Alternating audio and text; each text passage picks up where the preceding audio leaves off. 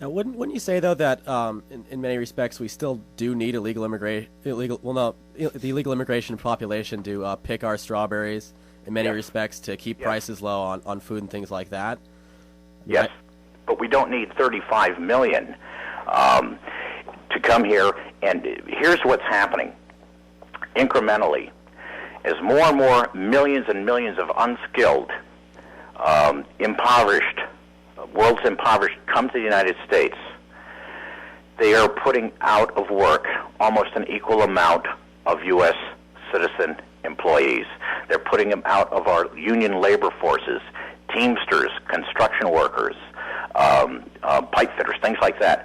The food industry, the Service Employees International Union, it represents probably a couple of million illegal aliens in the United States, if not several 100,000.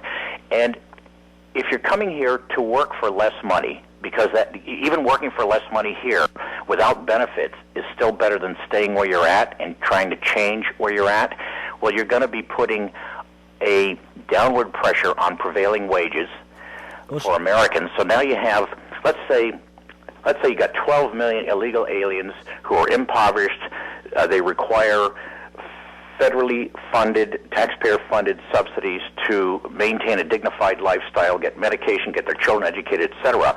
That 12 million who are working have also put into the underemployment and unemployment lines an equal amount of U.S. citizens who used to be paid twice as much as what the illegal alien slave laborer is getting.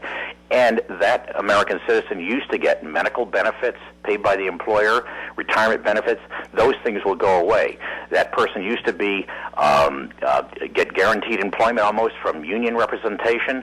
That is going away. Now they're competing against non-union illegal aliens doing the same work. There are no jobs to give to these union people. Not as many jobs. Shouldn't we then, though, enforce or attack even the employers that hire them? It basically attack the big corporations, the big businesses like Walmart and ConAgra that are making the money off this, instead of attacking women and children. Yeah, I think we see that in Oklahoma, though, and Arizona already, and it's very successful. Wouldn't you agree? Do you think you see more of this? Yes, Oklahoma set the standard for the rest of the country to follow. I was there on May 4th last year when the governor signed that bill into law, HB 1804, and I said then, the governor of Oklahoma just set the standard for the rest of the 49 states to follow. And what's going to happen is state by state enacts these laws and actually enforces them. Well, the illegal alien population will migrate not back to their homelands. They'll migrate to neighboring states where the laws are not being enforced, creating chaos in those states. Those states will inevitably respond by enacting the laws of the neighboring states. It'll take about 10 years, but you'll see all 50 states have similar laws to Oklahoma and Arizona. You know what I would like to see? Mm-hmm.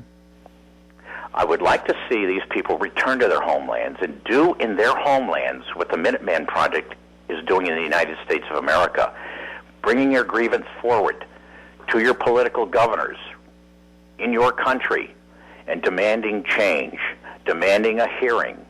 But I'm not so sure that these other nations have something called the First Amendment, freedom of speech, freedom of assembly, because sometimes we don't even have it here.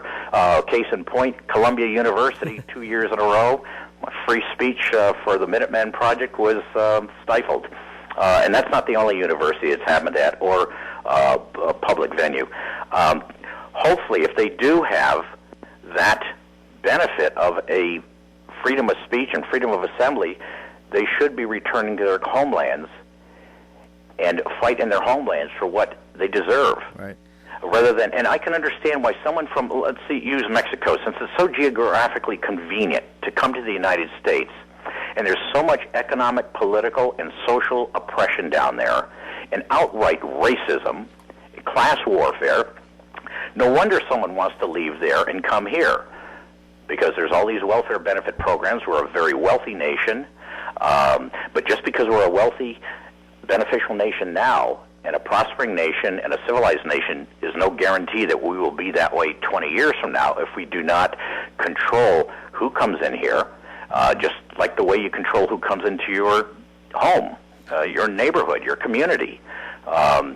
Certain elements coming in here are of criminal mentality. Their purpose is to come in here and run as many drugs into our youth as possible and laugh all the way to their foreign bank account while our parents and the kids are crying all the way to the hospital or jail or to the poorhouse.